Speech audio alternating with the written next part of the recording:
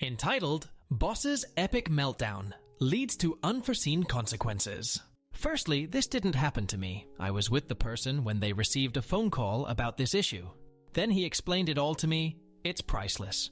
All names changed to protect personal and company identities listed buildings. Important to the story. In the UK, there is a system for preserving ancient and important buildings.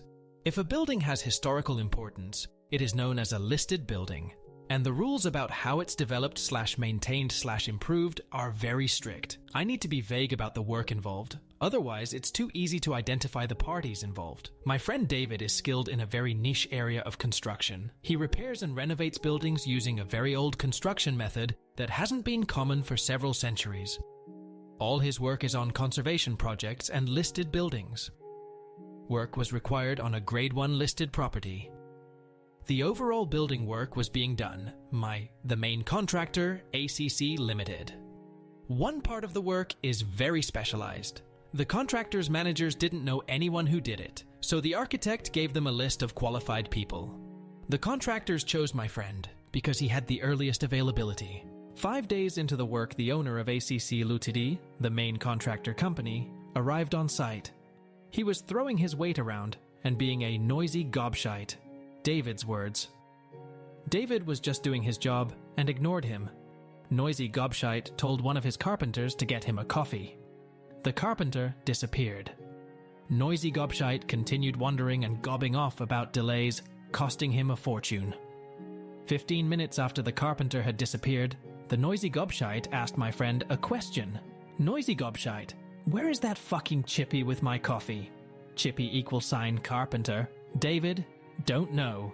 Noisy gobshite, go and find out. David, I'm only here for this job, pointing to the walls. I don't work for ACC Limited. Noisy gobshite, I don't give fuck whether you're an employee or a subcontractor. You still work for me.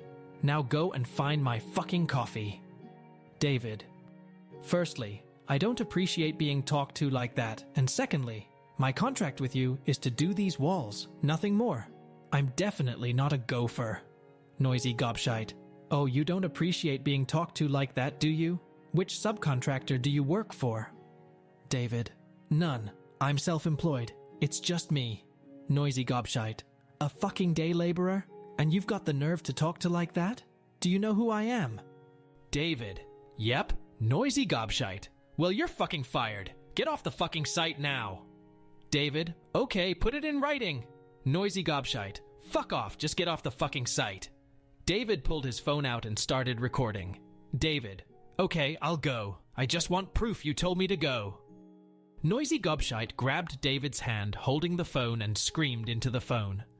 Noisy gobshite, get off the site, you fucking idiot. You're fired. If you're still here in 10 fucking minutes, I'll have you fucking thrown out. David. Cool, no problem. He picked up all his kit and walked away.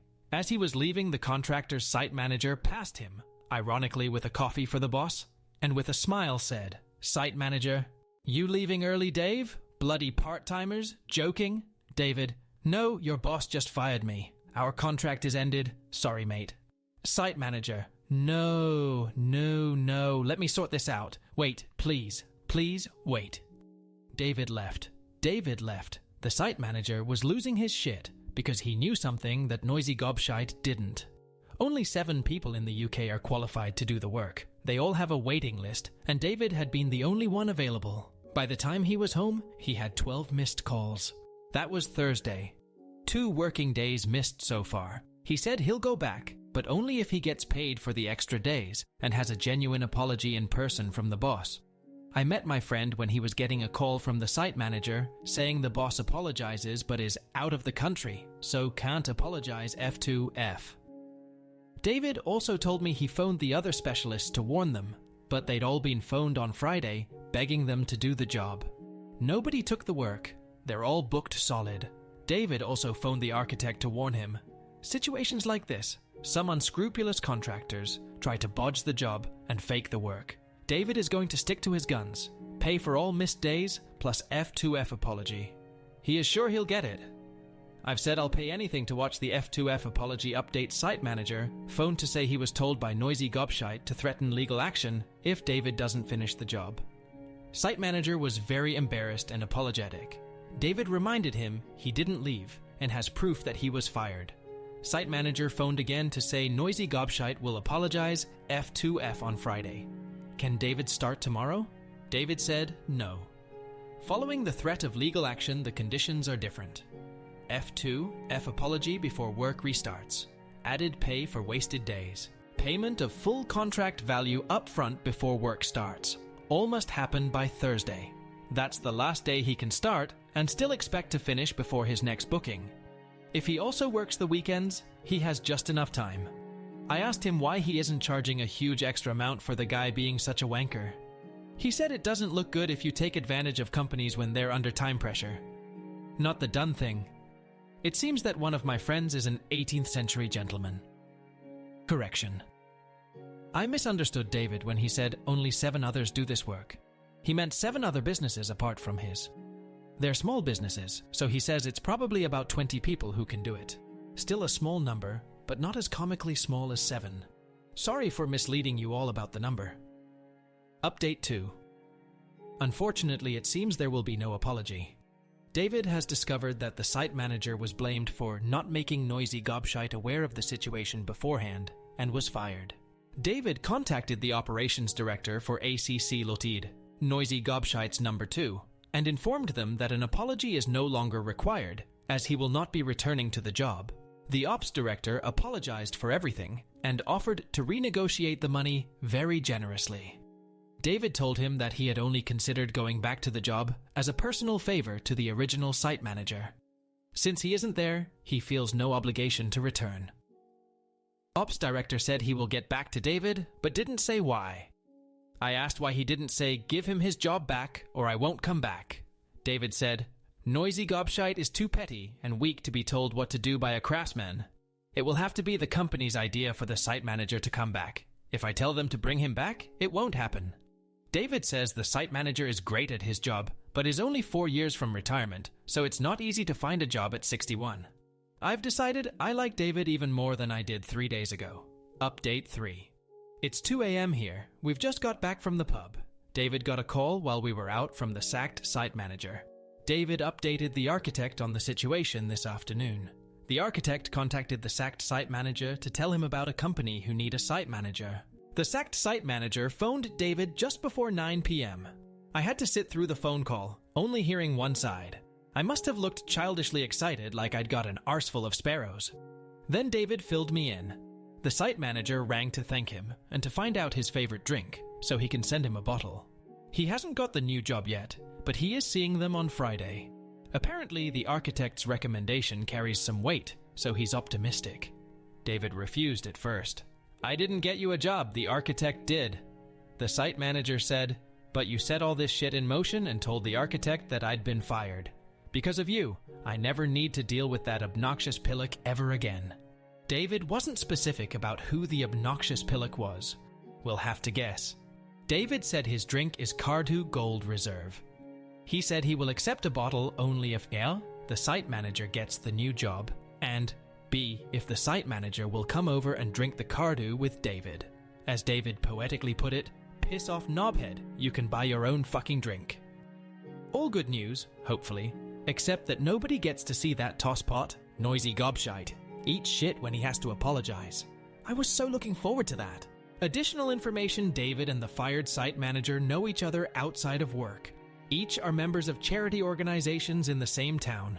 2 different groups, but they work together a lot. Site manager is in Rotary Club, and David is in Round Table. I don't think he's a knight, but you never know. Update 4 operations director for ACC Lotid phoned David to suggest that they take the site manager back and generously renegotiate the money. David says they've missed the boat. There is no way he can finish the job on his own before he starts his next job. There is an absolute minimum of 11 days work left if everything goes without a hitch. David's next job starts the 4th of November. Only 10 days left if he works both weekends. Too late. I wish I could be a fly on the wall when noisy gobshite is told. The most common question. Many are asking what David does. If I said what it was, it's so identifying that I might as well give you his real name and his address. Sorry. The reason there are very few of them is it takes 5 years to become just competent, and at least 9 years to be a master craftsman. The jobs need at least one master present when the work is done. Update 5 bad news. The fired site manager didn't get the other job. He met the new company, but they're not taking him on. The reasons aren't clear. David is meeting him on Sunday to discuss it. I can tell David feels like shit about it, even though it's not his fault. Site manager says he's going to take action for unfair dismissal. I thought this was going to be win-win-win, but I suppose life isn't like that. Update 6 news about the sacked site manager. The situation isn't as bad as we first thought. I think we misunderstood what happened on Friday. David talked to him yesterday. The company he saw on Friday are not employing him in the normal way. That part was correct. But they have offered him a fixed-term contract for 18 months on a distribution center build. It's not perfect, but on the bright side, it's slightly better paid than ACC. It's only 18 months, but that's better than nothing. There is also the chance that the new company might extend the contract if another project comes in. Update 7. David has heard that they're getting a Bulgarian to come over to do the job. David was grinning when he told me. He thinks he knows what will happen. There is a similar but different technique that was used on some 19th century buildings in Sofia. David thinks that the guy will use that technique. It looks similar, but 2 very important materials are different. David has decided to wait. He plans to let the Bulgarian finish the job and get paid. Then David is going to suggest to the planning department and the client that they check the 2 components. Unless the Bulgarian knows the 17th century English method, he will have used the wrong materials. It would mean ripping it out and starting again. They are incredibly strict with this type of work. I shouldn't want this so much, but I really hope this happens. I'm a petty man. Further information. Many people are asking, when will David know if the Bulgarian has done the job right? David might know fairly soon, since there are very few suppliers of one of the materials. If the Bulgarian contacts them, David will be told. David's words, it's a tiny incestuous part of the industry, and they gossip like old women. Correction, we all gossip like old women. If he doesn't go there, David is leaving it alone, until he is told that the work is finished, and the Bulgarian is paid. He doesn't want to put the guy's money at risk. In David's words, I don't want the Bulgarian to drag his arse over here and go home empty-handed just because I can't wait to drop silly bollocks in the shit. The man's got a living to earn. I'll wait. Just in case of confusion, silly bollocks is the same person as noisy gobshite. It should take the Bulgarian about 3 weeks to finish the job unless he works weekends. David knows plenty of people on site and a few at ACC head office, so he'll know when the job is finished. So I've got to sit on my hands for 4 weeks, and pretend I'm not an excited 7-year-old girl pissing her pants about Christmas coming. Update 8. David has been told that the Bulgarian got straight to it and started work. He's had materials delivered, but from an ordinary building supplier. The stuff he needs to do the job properly is too bulky for him to bring with him, even if they sell it in Bulgaria. He hasn't ordered it from the UK supplier. There are 3, but only 1 has enough for this job because they got it in for David. So unless it is coming by road and ferry, he is not using the right materials. David wouldn't allow it to go unreported, even if he wasn't annoyed about noisy gobshite. He's got a genuine passion for looking after all these buildings he works on, and he is a purist when it comes to historical accuracy. So now I have to hold my water for 4 weeks. David says that if he's using more modern materials, he might finish sooner. 3 weeks is the time it takes if you stay in the 17th century. I've turned into a bit of a weirdo about this job. When I phoned David earlier on a pretext, he realized I was after info again. David, fuck me. Do you want me to fit a body cam so you can see and hear everything as it happens? Me, if it's not too much trouble, and you can link me into your phone calls. That'd be nice. David, after laughing. You fucking knob cheese. Is it okay if I cover the lens when I'm shitting and shagging my wife? Me. Personally, I don't do those 2 things at the same time, but whatever floats your boat, David. You're telling me you do them separately? When are you shagging my wife? Me. Right after she's cleaned all the shit off the sheets from doing you. Some of us are fussy. David, piss off. You're an uptight clean freak. Hangs up. No goodbye. No see you soon. English manners aren't what they used to be. I know it doesn't look like it, but honestly, I do have a life, I promise. Update 9 lots of news. The Bulgarian finished the job and went home 2 weeks ago. According to the people who met him, Stefan, the Bulgarian, was a good guy and a very hard worker. He did 12-hour days and weekends so he could cut the cost of staying in the UK. Based on what he learned about Stefan, David is happy that he waited until Stefan got paid before he reported the work. David was already fairly sure that Stefan was not doing the job correctly. He had checked the 3 firms who are the only UK suppliers of the most obscure material involved in the job, and none said they'd had an order for the site. Of course, it was possible that Stefan imported it, but nobody on site had seen an overseas material order. So, as planned, David contacted the local authority planning department, the client and the architect, and an organization called Historic England. He explained his concerns and the easiest, least intrusive way of testing. Then he waited for them to look into it. It only took a couple of days, but I can honestly say that I've never been so anxious or felt so invested in something that is none of my pissing business. First report came from the architect. Wrong method used.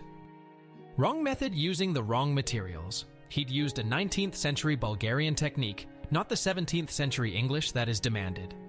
The architect was enormously pissed off. David said he's never heard the architect use bad language before, but this phone call was blue. Apparently, noisy gobshite is called that ignorant fucking cockwomble by the architect. David asked me what a cockwomble is. I had no idea. Suggestions welcome. The architect said he was going to contact the local authority because he doesn't want them to think this is anything to do with him. Most of the rest came to David's second or third hand. He knows some of the staff from ACC. I asked if it was difficult to get them to tell him anything. He said they can't pick the phone up fast enough. The local authority planning officers visited the site and inspected the work. They told the contractor that the work was entirely wrong and must be cleared and done properly. Then it got interesting. The inspectors had a look around the site. They found an issue. I can't be specific about this because it would be too easy to identify the buildings involved. The contractor has destroyed part of the building. There was an internal feature that didn't look particularly important, but is part of the roof structure. They removed it and put in a much better modern support. But they are not allowed to. Neither the project manager or the new site manager or staff knew the importance. Guess who ordered it to be replaced? Cheap, quick option, instead of repaired. Slow, expensive option. Of course, it was noisy gobshite. It's a criminal offense to destroy anything on this type of property. Jail time type of crime. Even if they don't go to jail, it's a massive fine. So now everybody in that company is pointing fingers at each other and claiming no responsibility. Noisy Gobshite has claimed that he did not give the order to take out the internal parts of the roof structure. The project manager has email evidence he did. On Tuesday 19th, the client ordered all of the contractor staff off the site. They're having everything examined. It's almost certain they're firing the contractor. They've issued instructions for bids from new contractors. They'll also sue the contractor for the cost of repairing and replacing everything they've done wrong. The architect's estimate was £800K. The local authority planning department wrote to the contractor outlining what they've done wrong and advising them of their plans to inspect and the possibility of prosecution. According to the staff, Noisy Gobshite disappeared to the lawyers on the day the letter arrived. David had 3 different people from ACC phone him within an hour when the news of the letter circulated around the staff. So now we're waiting for a few things. Client's inspection. If that confirms that ACC have damaged the site, then the client has the right to fire the contractor. ACC doesn't get paid, and they have a massive repair bill. Local authority inspection by conservation experts. If they've destroyed features in the property, the local authority will prosecute ACC as a company and the person who ordered it. David is very unhappy because the internal structure that has been destroyed can't be replaced. In his words, that wood has been sitting there doing its job for 400 years until that fucking jizz stain comes into the picture. Then it's gone, and that's it. Never again. He seems genuinely sad. I'm betting that Noisy Gobshite is wishing he'd got his own coffee on that day last month. Correction and apology. The letter to ACC, not their real name, did not threaten to prosecute. It only made them aware of the planning department's intention to send a specialist to inspect the building, and in particular, the area affected by the change. Apparently, prosecution, if it happens, takes forever. My sincere apologies for misleading you all. Like everyone else, I was too keen to pick up my pitchfork and believe the worst. A combination of wishful thinking and Chinese whispers meant that by the time the story got to David, it was much more serious and advanced. Noisy gobshite might actually be prosecuted, but if it happens, it's more likely to be 6 months than 6 days. That's the second correction since I started. I promised to try to be a bit more conscientious on future updates. My fault, not David's. David warned me. Everything that goes in your ears doesn't have to spill straight out of your mouth. You're too keen to feed the masses. They might think you're farting rainbows right now, but that won't last if you make a bollocks of the info. He's right, as usual, as fucking usual, as annoyingly fucking usual. Requested information. A few people have asked what happened to the original site manager, who was fired, but I couldn't answer until tonight. We, me, David, site manager, and 2 others, met in the pub. He definitely has the new job, subject to fidelity insurance checks, which he'll pass. He starts on the 9th of February. He got paid off in lieu of notice by ACC. It's standard practice for firing. His contract gave 3 months' notice and he was owed 12 holiday vacation days, so they paid him just over 3.5 months' pay in one lump. He also gets to keep the car until March. He said, "When he fired me, I was shaking like a shitting dog, but the wife reminded me that I could take my pension early and how much I hate that company, and especially hate that dodgy pillock." Then, architect, called me about the distribution center job, and I stopped worrying. He has got Christmas off, and he is starting the new job on a slightly higher salary. The only downside is that the job is only guaranteed for 18 months. There is the strong possibility that the company will keep him after that if they have work. It's just not definite. Initially, he was planning to take Noisy Gobshite to an industrial tribunal for unfair dismissal. Now he can't because he isn't going to suffer financially. He said, "Obviously, I'm glad I'm not losing money, but I was looking forward to beating that wazzock in court." Right now, he is using the extra time to build a better sleigh and some reindeer. Yep, a sleigh. It's to go on the back of a truck. His group walk around the area dressed as elves and snowmen, with Father Christmas on the sleigh, playing Christmas carols at window-rattling volume, collecting donations for a charity. I've been roped into it many times. He brought David the whiskey he promised. David said he shouldn't, but site manager said, "Yorkshiremen keep their word, even to a shower of soft shandy-sipping southerners like you lot. Besides, I'm not risking breaking this lucky streak. Even the whiskey was half price." Both me and David pointed at him simultaneously and said, "A real Yorkshireman." For the unaware, Yorkshire folk have a reputation for 2 things: very straight-talking and being careful with their money. So after bollocking him for suggesting that I was a southerner, we left the pub and went to site manager's garage so we could drink the whiskey and admire his work on the sleigh. If I tell you all how good Cardew Gold Reserve tastes, will they send me some freebies? Update 10. I think there might be some karmic justice on its way. Noisy Gobshite has been interviewed under caution. It doesn't mean they're definitely taking legal action against him, but it means they are preparing for the possibility. They also did the same with the project manager, and they're going to do it with the fired site manager next week.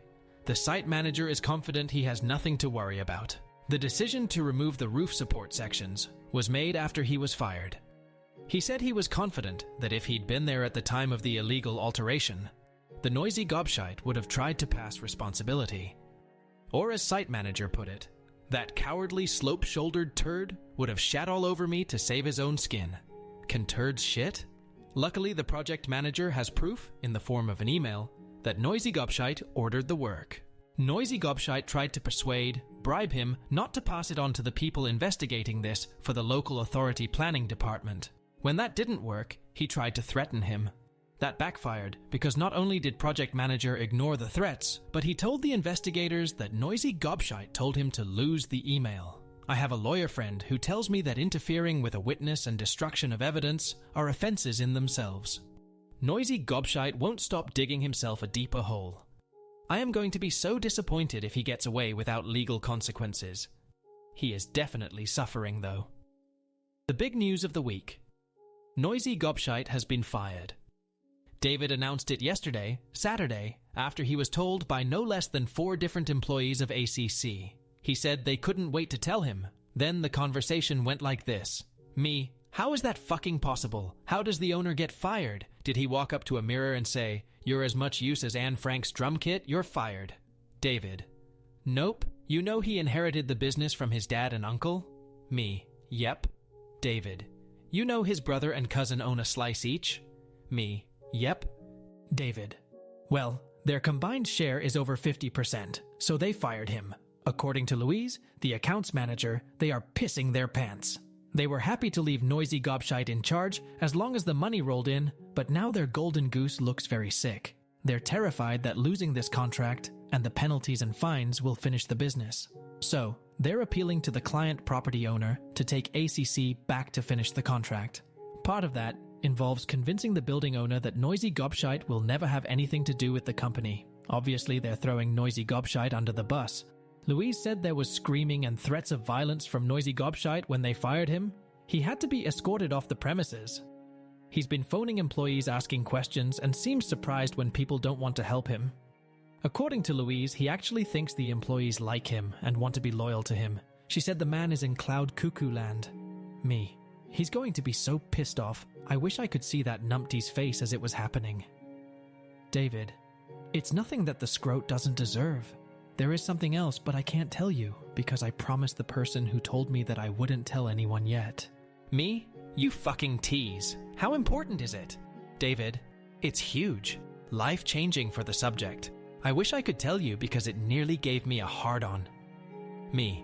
Fucking hell. It must be big if it can get that ugly appendage to do anything except hang there like the last chicken in the shop. Your wife must have been pleased. David. What a drama. She thinks I should tell her this thing I was told in confidence. She thinks I should be able to tell her everything because we're married. I explained it's not my secret to share. I was hoping I'd get, "I appreciate you have integrity, dear husband." But no, I've got an angry missus who thinks I'm a knobhead. Louise and her job title have been changed to protect the innocent. It seems like it will be a couple of months before he can give me this awesome news, so I don't want any of you holding your breath. The client, building owner, has done their inspection.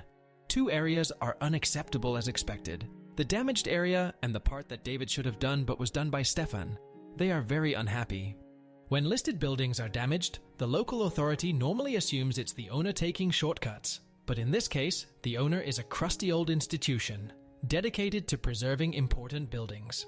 They're not used to being accused of anything shady, so they did not like having to prove they had nothing to do with the damage to the building. David said, "It looks like they've written off ACC because they've issued a type of request for tenders to several other contractors who specialize in conservation." He then spilled a lot of jargon. I neither understood or remembered me. In simple English, they have asked a few companies to quote a price for the job. David. That's a very simplistic way of describing it, but I don't have the time or the crayons to explain it to you, so okay, let's say they're asking for prices for the job. Condescending twat. So I was hoping this story would build up to a crescendo with Noisy Gobshite suffering something horrible, but it's just sort of fizzled out with a whimper while we wait to see what legal action is going to be taken. Hi, this is Mark's wife. The idiot asked me to apologize to the internet for his silence. He was hurt in a car accident on the 7th of January. We're sure he's going to make a full recovery, but he won't be online for a while. So here I am, telling all the people that he doesn't know why he hasn't finished telling them something they're probably not reading anyway. Hi, Mark's wife again. There were over 200 direct messages. Thank you all for your comments and for wishing him well. I've read them all to him. I'm going to answer the 3 most common questions. What happened to Mark?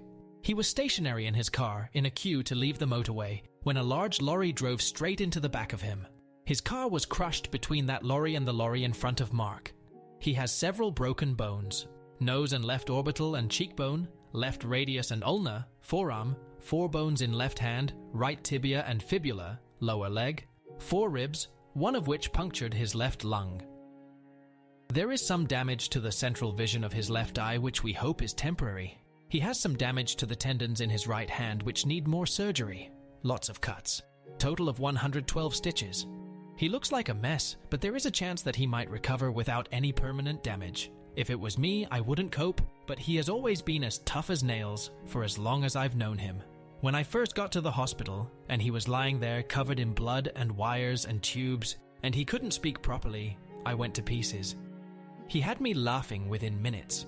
He's always been good at knowing the right thing to say. The thing that is bothering him most right now is not being able to use his hands. When will he update the story? It could be a while. I could ask the friend he has called David for an update, but I definitely can't tell a story like Mark can. Obviously I'm biased, but I think Mark is the funniest man I've ever met. When he and David get started, I laugh so much I can hardly breathe. For now, I've told him to forget about everything, except getting well. But if it starts to bother him, I've told him I'll do some secretary roleplay and he can dictate the story to me. I know he will finish it. He always finishes what he starts. I wish I had a tenth of his self-discipline. Final update. My husband, Mark. He wrote the story about his friend David and a business owner he called Noisy Gobshite. Mark had been updating the story until he was involved in a car accident in January. At that time, he asked me to let everyone know that he was injured and he would update the story when he had recovered. Unfortunately, just over a week after my last comment, Mark passed away. Everyone thought he was recovering, but without warning, he suddenly became unconscious and died very quickly. The staff tried everything they could to save him, but he had suffered a ruptured aorta. They said it had probably been damaged during the accident and isn't uncommon in car crashes. I'm sorry I didn't update this sooner, but to be honest, I completely forgot about this website. It was only when I came back to read Mark's words again that I saw how many people were waiting for Mark to finish the story. I don't know how many people will see this update, but if you know anyone who was waiting for Mark to reply, would you please pass this news to them? Thank you. Thank you to the hundreds of people who left get well messages for Mark. I'm so sorry that I ignored you all for so long, but I've been dazed for the last 3 months. Mark would most definitely have disapproved of my leaving everyone in limbo and would have told me off. Many thanks to the people who made donations to Macmillan Cancer Support. Although it seems strange to see money donated in the name of Mostly Gruntled. I can't thank you all enough for the lovely words and virtual hugs that I have seen over the last day. I have cried for hours. It's hard to explain what good crying is when you lose someone. Anyone who has lost a loved one will probably understand. Because of your posts and messages, most of today has been good crying. Your words have made me think about all of Mark's wonderful qualities and all the reasons I loved him so much. It's also made me realize that I want to do one more thing that Mark would have wanted. He always finished what he started. I'm going to speak to his friends and find out what has happened. I know some of it already, but I'll try to get myself up to date with everyone's outcomes. I warn you in advance, it will not be like Mark's writing. It will just be the facts. I haven't got an ounce of Mark's flair for telling a story, but it's obvious from the comments that a lot of people were waiting for a conclusion. The plain facts will have to do. Please be forgiving. I'm going to speak to the person he called David, who has been an absolute rock for me this year. Hopefully, he will be able to tell me everything. I'll enter the update as soon as I can. Thank you all so much. You have no idea how much this has helped. The 25th of May, 2020. Yesterday, I was having a better day, mainly because of what you all wrote. Today, I woke up angry and I can't